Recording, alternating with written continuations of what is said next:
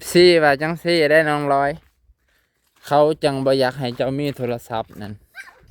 เขาย่านเจ้านั่นติดโทรศัพท์และเจ้าบ่เฮ็ดอยู่เฮ็ดกินบ่เฮ็ดเวียกเฮ็ดงานบ่เฮ็ดเวียกเฮือนเวียกซ่านสิและเจ้าก็สิบ่เบิ่งบุญมีเข้าใจบ่ฮะเจ้าบ่ป้อนข้าวบ่แม่นอันโทรศัพท์บ่น้องนี่มันคักมองนี่มันเบลอได้ถ่ายพร้อมเบลอพร้อมไปพี่น้องบ่แม่นหยังดอกมันบ่โฟกัสคนจับดีๆเด้อน้องร้อยเด้อตกลงมานี่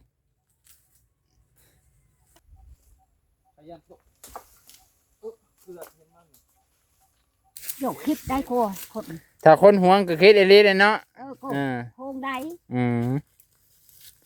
โอ้ยมีบุญเพ่งเป็นประกันอยู่นี่ก็สิบ่เป็นหยังดอกบุญเพ่งเพราะเพิ่งอันนี้นางเพิ่งกับบุญเพ่งแหละชื่อจริงเด้บุญเพ่งวิธีเปิดเน็ตเด้อขั้นตอนทำอิฐเลื่อนตัวนี้ลงนี่ปึ๊บหันเด้เบิ่งว่าเม็ดสีฟ้ามีบ่บ่มีเปิดบัดนี้ยามปิดก็กดตัวเก่าได้แล้ว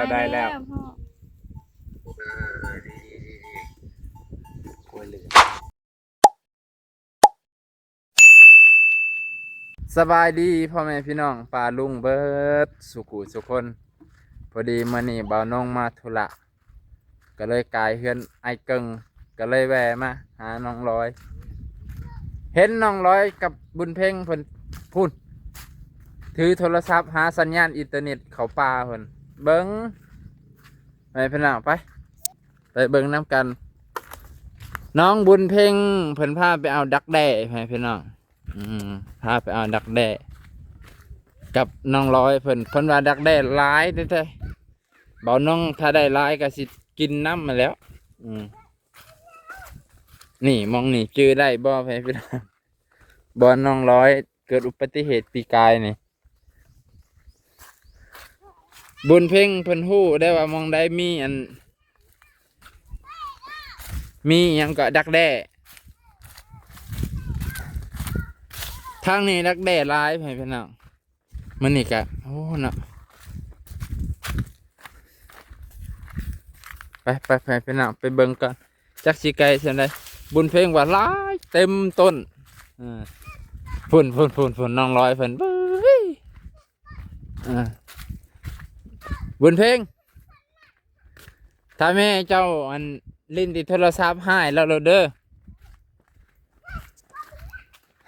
โอ้นี่ใบอันนี้อันนี้พี่น้องใบอันนี้นี่อันนั้นเด้อแม่ขนุนจับอยู่บ่น้องร้อยใบอันนี้บ่ได้ปะ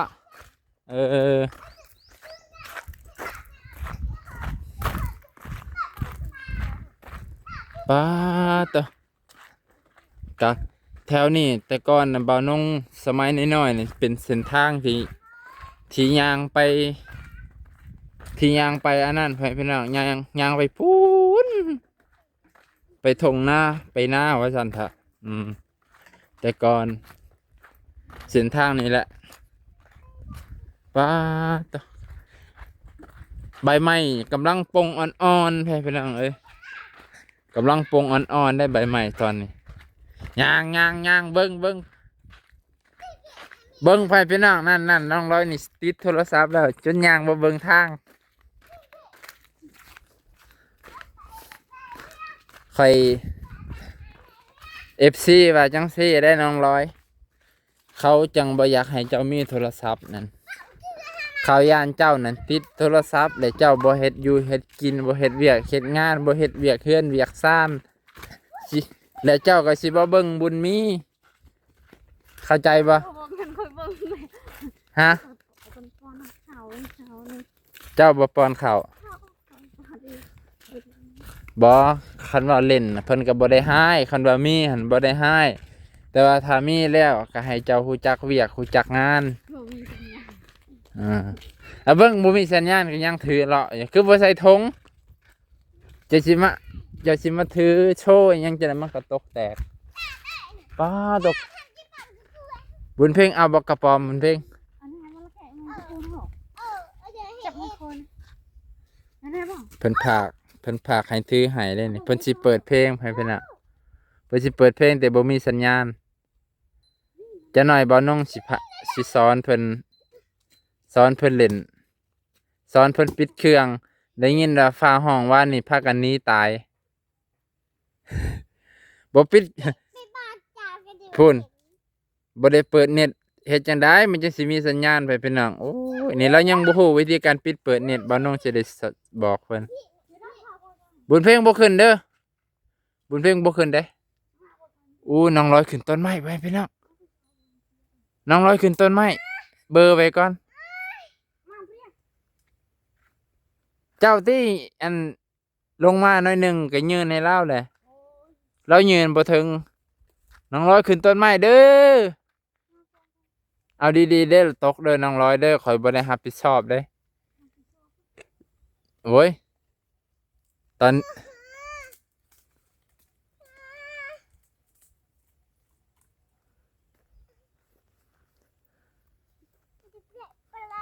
บุญเพ่งว่ามันเป็นต้นไม้ที่เป็นดักแด้นะจักเคินว่าหยังแหละดักแด้ภาษาไทยว่าจังได๋ว่าดักแด้นี่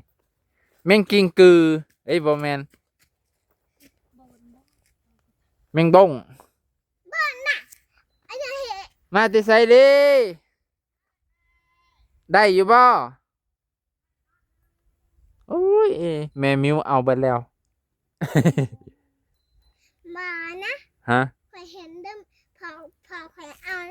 อันหนึงพอเคยเอา ตัวเดียวบ่หรืออันหนึง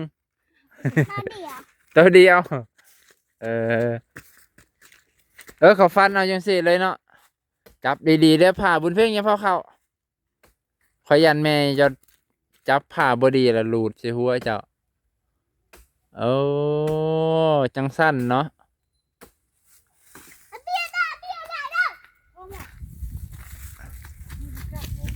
มีบ่บุญเพ่งมีบ่โอ้มันเบิดแล้ว อันนี้มันเป็น แบบอีหยังนี่แบบ ใช่โอ้ตัวใหญ่มาก มันสิคมอยู่บ่อันนี้ซ้ำกับอันขี่สร้างจับตะกะแตนอะไรแบบนี้หานต้นไม้ลงบัดนี้เพื่อมันสิได้ต้นไม้ใหญ่โอ้โหแม่เคย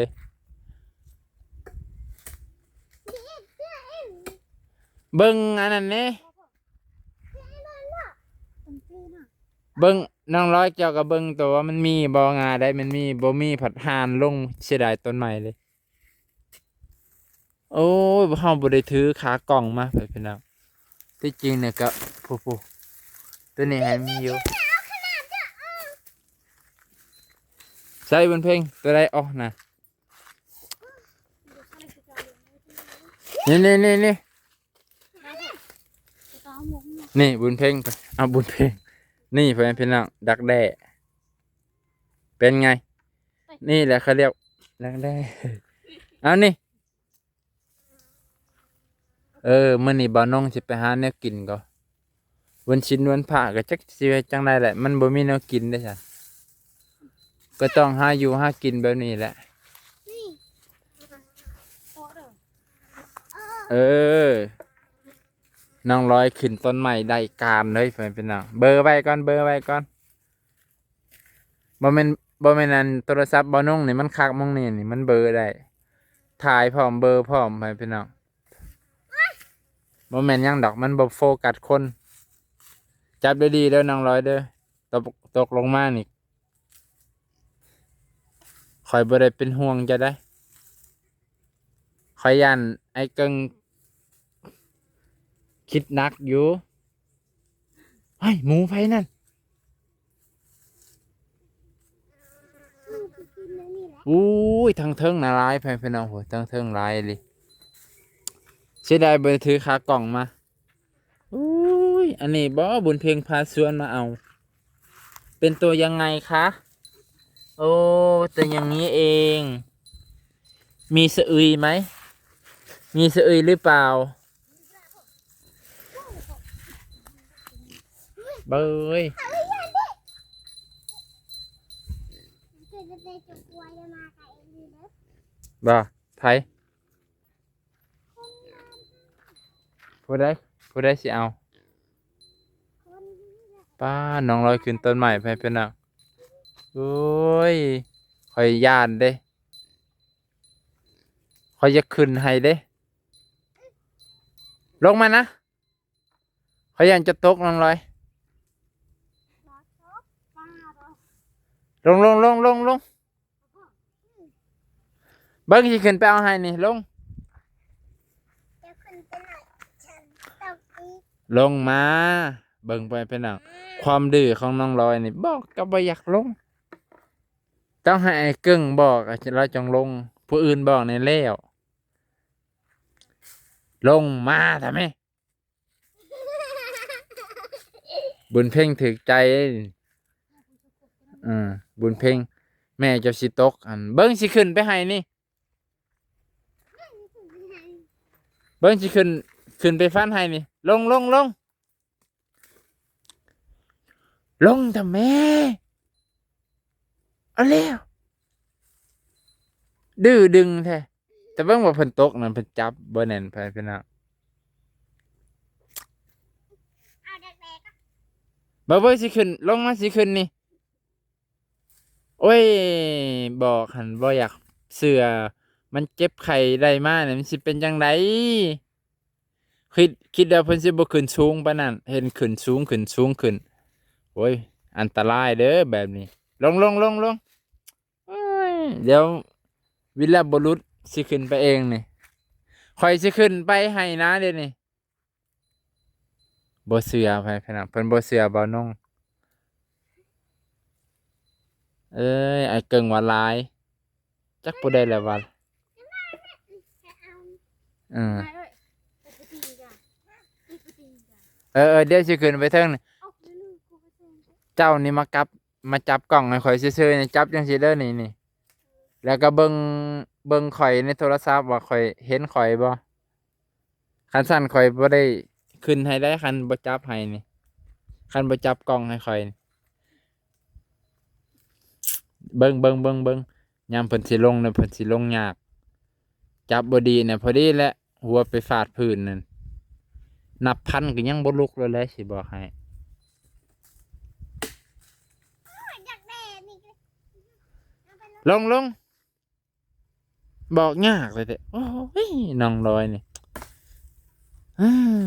สิละไอ้เกิงอยากหายแต่ละมือดื้อไอ้น้องลอยนี่ดื้อแห้งน่าโอนเพ่ง โดยโอนเพ่งว่ะแม่เจะนี่ดื้อแห้งบอกก็บ่อยากได้บอกก็บ่ฟังเบิ้งสิขึ้นไปลงโอ้ยเอาน้องสิขึ้นเด้อไปเป็นนังขากล่องบ่มีซื่อๆนะเดี๋ยวนี้บ่ได้ถือมาบัดนั้นออกก็ออกเบิดจากรถเบิ้งแมงผู้นะแมงผู้มันสิต่อจะนะแมงผู้มันเวียนลงไหมลงจะไปกวนแมงผู้นะเห็นบ้านนั่น มันตกแล้ว มันโป่งผู้นะมันสิต่อจะนะมันสิว่าไป เคยไปไงตอนไหนเคยจับตาเลย บ่ จับมันตาเลย ตอบเลยบนเพลงว่าหวายแมงผู้มันก็ห่วงลูกมันเด้อสิบอกให้เด้อพุ่นบ่น้องสิขึ้นไปเทิงๆเลยไปพี่น้องสิหานลงบ่เบิดรถเบิ่งสิ อันนี้ไปเอาเขา บ่น้องสิขึ้นไปก่อนเด้อไปพี่น้องเด้อบ่ฮู้ว่าน้องร้อยสิถ่ายเป็นบ่บุอย่าน้องร้อยถ่ายบ่เป็นก็พอพูดสิวางไว้ต้นไม้นี่แหละอะ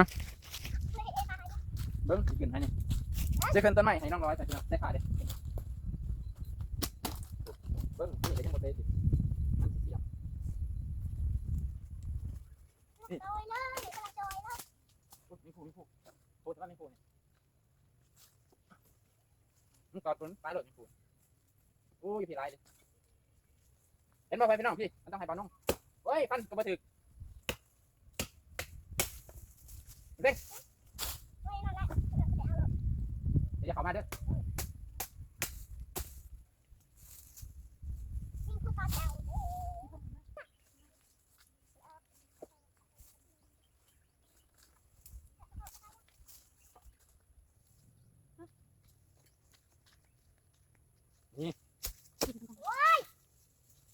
สู้มันเด้อกล่องกัน บ่เห็นซับมั้ง เห็น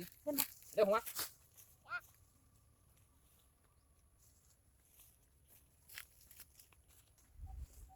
พยายามสู้เลือดเห็นมันชุดแอลดังครดเลยเบิ้งเขาจะจัดการแมงผู้ ไข่ว่าหายเขาไม่อยากหายเนี่ย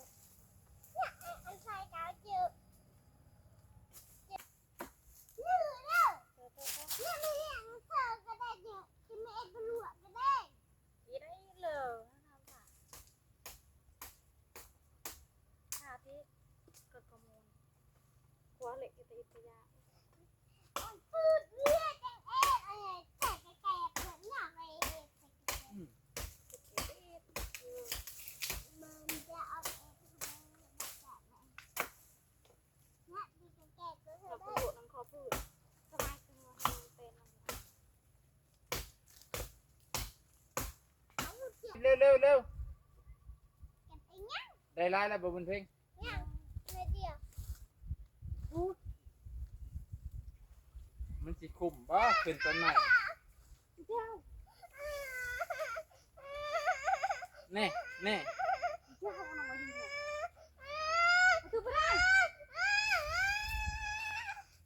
เงี้ยเข้าตาเงี้ยเข้าตาบุญเพ่งฮะเงี้ยเข้าตานะเงี้ยเข้าอุ้ยช่วยด้วยโอเคพ่อแม่พี่น้องหลังจากที่เฮาขึ้นต้นไม้แล้วอุ้ยเมื่อกี้นี่เกือบตกต้นไม้เหยียบไปพลาดงาเดียว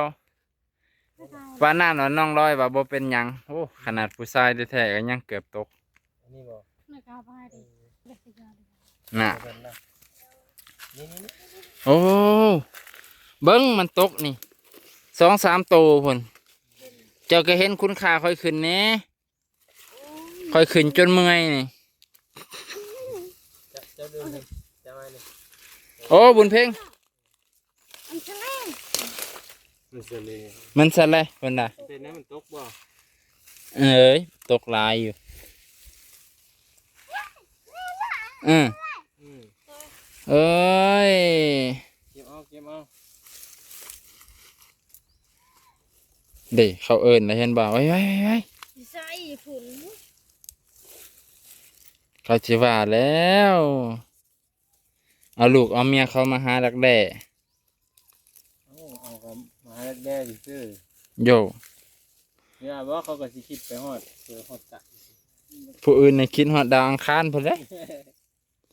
บุญเพ่งก็เห็นหมองนี่โอ้เยอะมาก เบิ่งเก็บไว้คุณเพ่งเบิ่งไอ้สิดึงเอาเฮอเด้อ แน่ตกสับ จับคู่เด้อจับคู่เอาคุณเพ่งเล่นทางเขาย่างวะนี่เอาเก็บเอาไว้สิ เบิ่งดีๆได้กลัวคอยสิได้ขึ้นเทิงนี่ยากแต่แท้ๆได้คือขึ้นต้นไม้นี่ เขาเอิ้นกกยังไงนี่ครับ จังว่า มันนังร้อย เก็บบุญเพ่งหลายๆเลยบุญเพ่งนี่ในใบนี่บ่แม่นนั่นต่อมาน่ะเออ ตัดลงเลยนี่ บัดแต่ละปีนี่ต้นไม้เกิดนั่งกับบ่ทันเจอมนุษย์ตัดลงกิน คือกับอันขี่สร้างจับตะกะแตนเลยคล้ายๆกันเลยจังสี่ทำไมหาอยู่หากิน เขาFC แห้งย่านอยู่ได้โทรศัพท์ตายแท้ๆสิมีเนี่ยอยู่เนี่ยกินบ่เด้น้องร้อยสิติดโทรศัพท์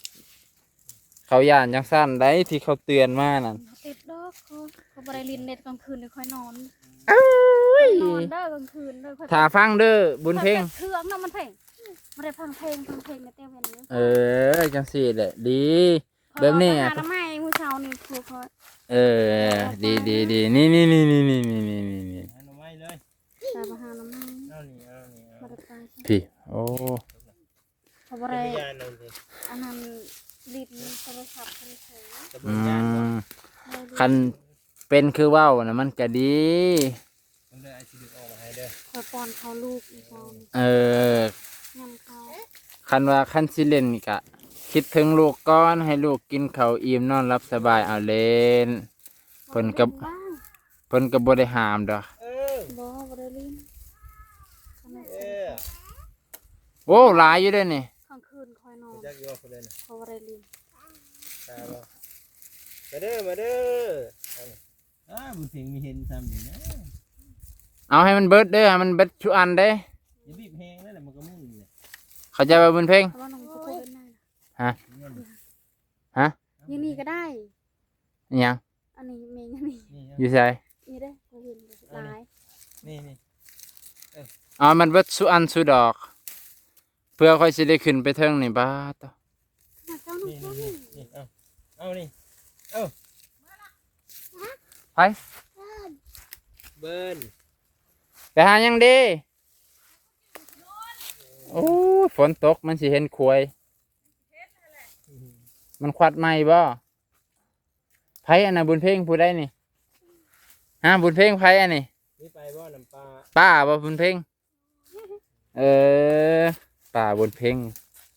เห็นมีบ่เนี่ยจับของ บนสีได้ชุกก่อน โอ้ยเนาะ คอยนี่แล้วคอยเลยขึ้นสกอ เออ เกือบสันตรอกเลยเมื่อกี้นี่ เกือบชุดรอ เว้ย เบิดว่า เต็มคุ เท่าไหร่เต็มโผ คุน้อยอันนี้เพิ่นใส่คุใหญ่เนาะ เจอครูน้อยนี่เต็ม อืมที่จริงน่ะหลายอยู่เด้นี่เขาเจ้ามาเอาน้ำแน่เนาะไปขุดฮอดไซอันแมงกีนูนไปขุดฮอดสิได้ หาพุ่นละ โอ้แหงหลายเลยเนาะยามนี่ ก็พอได้อยู่ ถ้วยละ10,000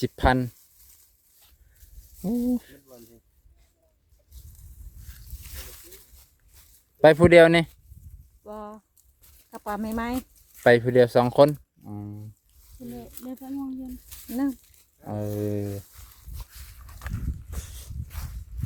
อันนี้มาหานให้เพิ่นหานต้นไม้โอ้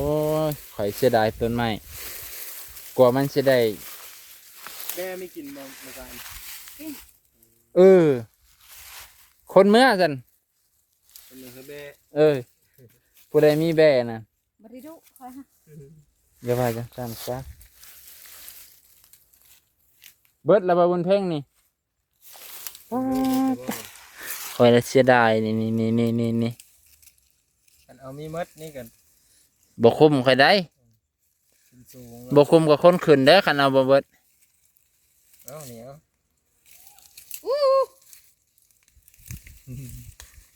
เอ้ย ไปเด้อเรามาหานาผู้บ่าวอยู่พี่ นี่เด้ผู้บ่าวก็รออยู่ เราหาลัดผู้บ่าวอยู่พี่เด้อ เข้าป่าเข้าดงเด้อระวังเด้อ บ่ได้ญาตินะ ระวังผู้บ่าว ย่านแต่บ่มีบ่ป้าผู้เฒ่าผู้แก่บ้านนี่ดุอีหลี ดุอลีไปหาคุดหาเคง ไปหาขุดหาเขียเท่าลูกสะอ่อน โมดได้ เป็นตะม่วนแล้วไปหลายคนนี่ ไปหลายคนนี่สิได้น้อย สิไปนำอยู่ว่า โย คนจีตกแต่ว่า บ่แม่นละเสียงปืน ปืน อ่า เพื่อนจะมาตัดเธอ ฮะ เพื่อนจะมาตัดเธอ โย โอ้เรามีหมา ผัวบ่มาก็มาตัดให้ เฮ้ย เนาะมันเพ่ง เดี๋ยวหน่อยเขาอันเขาว่าอันผูเขาว่าอันลิ้นไม่เขาอีก เออก็แล้วแต่ละสิว่า โอ้เราไม่ได้อนุญาต ค่อยไม่ได้มาเด้อค่อยถือโฮงเพื่อนลูก บ่เป็นหยังดอกแล้วแต่เพิ่นสิคิดไปโลด โยกคิดได้โคคน ถ้าคนห่วงก็คิดอีหลีเลยเนาะ โค อ่า โฮงได้ อืม มีกันยัง โอ้ยมีบุญเพ่งเป็นประกันอยู่นี่ก็สิบ่เป็นหยังดอก คุณเพ่งเพราะไอ้เพิ่งอันนี้ เออ เพิ่งอันนี้ นางเพิ่งกับบุญเพ่งนั่นแหละชื่อจริงเด้บุญเพ่งตัวลาย หลายจนแนมหัวสิบ่เห็นขี่ขี่สร้างจับตะกะแดนไอดีอันนี้ คำบ้านมันเห็ดแนนลายไปโซ่บ่หอยไปอีน่าหอยแดกได้เหา ไปเฮาซื้อสิเจ้านี่ก็ จะไปทอดหน้าเขาเมนบี้เขาละ อันนั้นน้อยสุดเลยคนนี้ เอาแต่เมฆขนุน เอาแต่ไม่เคยนู้นอะไรเอายังซะ อายุ ว่าอยากเอาผัวเบากับมมี่ แน่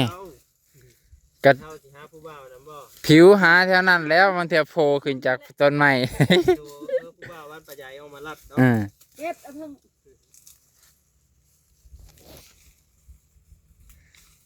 เด็กดุขนาดหาอยู่หากินนี่ บ่อยากเว้าปานนี้ก็บุญเพ่งได้ส่วนมานี่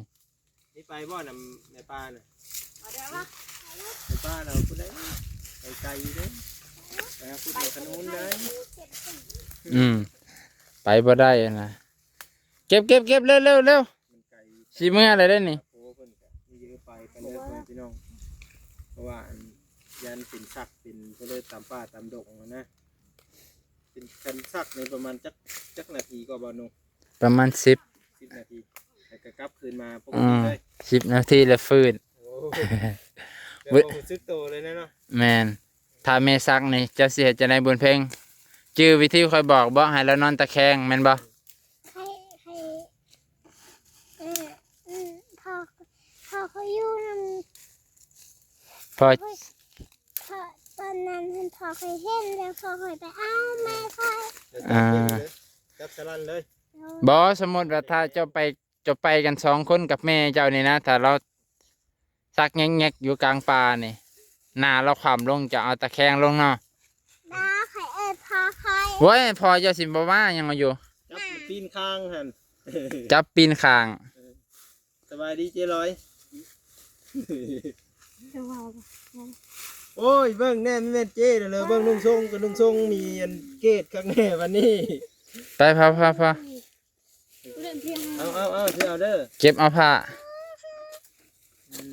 เอาหนิคุณเพ่งถือผมดูขู่นี่มันคืออยู่ว่าคนหากินนี่เหรอเบ็ดเนาะพาดิ ผ้าได้อยู่เพิ่นผ้าบุญเพ่ง พาดิเพ่ง แม่เลย อันนี้เลิกกินอย่างนั้นน่ะ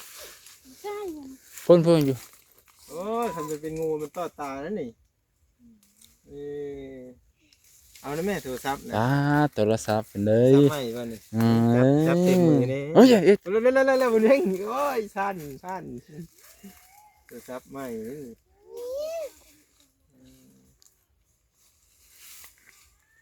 เห็นพี่เลย เดี๋ยวสิถ่ายบนเพลงไว้เนี่ย FC น้องร้อยติดตามสวดๆเลยบัดนี้เป็นแสนเลย สองใครบอก อันนี้คือบุญเพลงเด้อนี่เด้อบุญเพลงหาอยู่หากินเด้อบุญเพลงหาดักแด้เด้อนี่เด้อ เนาะ อันนี้เด้อคือเจลอยเด้อเจลอยหาอยู่หากินกับ โอ้สื่อม่วนเลยJ100นี่ อันนี้เอิ้นชื่อเด้อสาวร้อยเด้อเป็นจากสาวร้อยเป็นเจเส เนาะ ได้ J100 เอ้านำแน่สวัสดีFCเนี่ยแหละสวัสดีเนี่ยเอาแล้วพอไปตะกืน เอาไปพี่น้องเก็บแล้วได้บักหลายสิได้เมื่อได้บาทบ่ยอมให้ลูกถือได้พุ่น โอ้ตายครับ ญาติกับลูกแล้วเอาบุญเพ่งถือให้ก็บ่ได้โอ้ยโอเคบุญเพ่งก็อยากเล่นแม่ก็บ่ให้เล่นอ้ายบาดนี่ย่างดีๆบุญเพ่งไปย่างวัง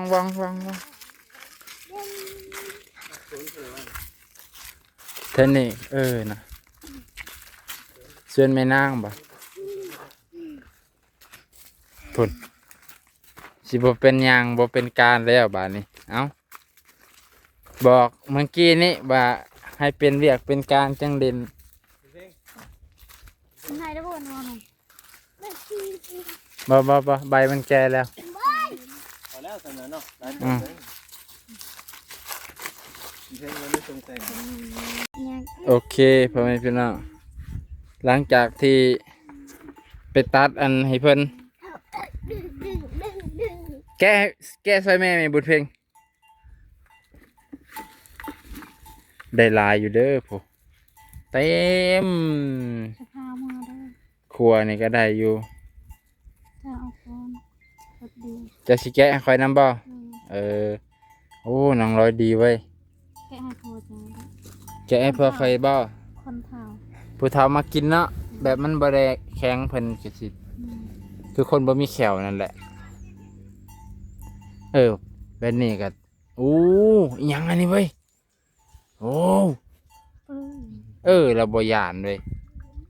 คันบางคนมันบ่ดาดบ่ ตัวหัวเละแม่บนแบบเละส่งเอาส่งก่อน คันบางคนนี่ก็ นั่นแหละ บ่บอกบ่บอกเตือน เดี๋ยวเลย โอ้ประกาศเดี๋ยวปัด เล่ ตก นเล่น เดี๋ยวเร็ว แล้วไปทำบุญมั่ง ไปพี่น้อง เดี๋ยวนี้เดี๋ยวเร็วเดี๋ยวเร็ว จุลิบอึบเละ เบิ่งมือดูนี่ บ่นี่บ่ไงบ้านน่ะ ไล่บ่ เจ้าตัวเพิ่งยางเด้อมาเจอกัน เบิ่งสิจังได๋จังสิสอนน้องร้อยวิธีเปิดเน็ตยังเปิดบ่เป็นเมื่อกี้นี่เห็นอิหยังก็ เป็นมีรูป เห็นแต่รูปคุมเปิด YouTube เพราะว่าเพิ่นยังเปิดเน็ตบ่เป็นปิดเปิดเน็ตบ่เป็นอ่า สัญญาณนู่นก็ละก่อน เปิดแล้วบ่เน็ต เปิดเน็ตวีเด้อก่อน เปิดยังทันเปิดเน็ตนี่ แล้วก็ นี่แหละแพ่พี่น้อง ตอนนี้ กำลัง นี่ เปิ บ่ ด ต้อง เน็ต เปิดเน็ตก่อนนี่เปิดเน็ตยังบ่ทันเปิด ส่งเต็ง ตอนนี้ อืม เอาไว้ อื เลย มอันนี้วิธีเปิดเน็ตเด้อขั้นตอนทำอิฐเลื่อนตัวนี้ลงนี่ปึ๊บหันเด้เบิ่งว่าเม็ดสีฟ้ามีบ่บ่มีเปิดบัดนี้ยามปิดก็กดตัวเก่าจะไล่ขึ้นอันนี้เห็นว่ามันหมุนติวๆนี่แสดงว่ามันกำลังค้นหาสัญญาณอยู่ นะคะอุปกรณ์เน็ตอันนั้น อืม 3G บ่แห้งปานใดถ้าขึ้นตัวเลข4นี่ถือว่าแห้ง เตะ เออ โอ้โหคนนี้กูเตี้ยไม่บ้า จับสูงน้องร้อยใจสิขาดแล้วบาด ไอ้ระเจ้า น้องร้อยบ่ได้เล่นใจสิขาดแล้ว พอแล้วไม่ได้กิน น้องร้อยว่าเราบ่ได้เล่นเราบ่ได้ติด เด้อไอ้เกิงฟังแล้วว่าเราบ่ได้ติดโทรศัพท์แล้วว่า จับไปซื้อ จับไว้ซื่อ เห็ดก็บ่ได้ติด ๆบ่แม่นหยังดอกไอ้เกิงข่อยก็เข้าใจอยู่ว่าน้องร้อยก็อยากได้ เก่าเมื่อ อยากมีคือเขาหั่นน่ะเนาะแต่ว่า FC เนี่ยเป็นห่วงย่านน้องร้อยได้โทรศัพท์แล้วบ่ได้เวียกเฮือนจะเข้าใจติ เข้าใจ จะไหนโยนให้แต่เจ้าเอาเด้อลูกเอาเด้อลูกเฮ็ดได้กินโยนให้แต่ไอ้เกิงว่าอืม บ่ได้ติดดอกลืมติด กะโหบ่ได้ติดแต่ว่าย่านจะลิ้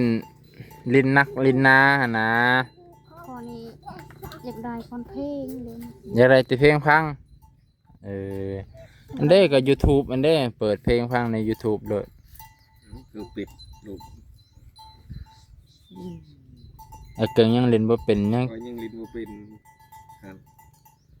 เอาก่อนนี่ ต้องไปหาพุ่นนั่งแถวเฮือนอนุช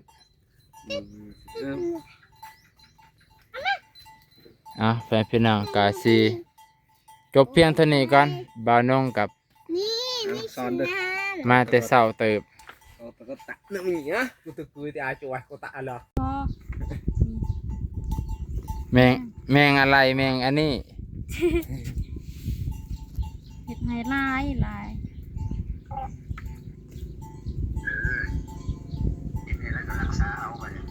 โดย กินข้าวเลยบ่กินยังโดย โอ้ซาลาวก็เป็น คอยได้กินปลา ลูกก็กินปลา ดูกอีกนอนแล้ววันนี้นอนแล้ว ได้แล้วพ่อ กล้วยเหลือง อีสาน นี่เพราะบ้านเจ้ากินได้บ่นี่ แมงอันนี้น้อยๆนี่ กินได้ โดย ภาษาไทยจักเพิ่นเอิ้นว่าหยัง ภาษาไทยเขาเรียกว่าอะไร ด้วงผีเสื้อ ด้วงเนาะ ก็ไปซื้อได้นี่ ไปหาหน้ำไม้มื้อเช้านี่บ่ได้ไปซ้ำ นี่ปลากายนี่เออ กินเอาไปเรื่อยๆนั่นล่ะ เลยครับ ด้วงผีเสื้อครับ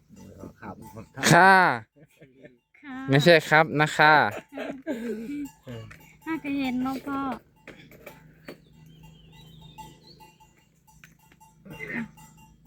ที่ซื้อโทรศัพท์ให้ก็จะติดต่อ โด อย่างว่าย ลำนี่แหละ โดย โดยมันเลยชื่อโดยครับ บางทีก็ออกสื่อโซเชียลมัน สวัสดีครับบุญเพ่ง สวัสดีค่ะ ไปเฮ็ดงาน สวัสดีค่ะ ไอ้สิโทรทำไมเนาะ สิเฮ็ดงาน โอเค ไปก่อนละ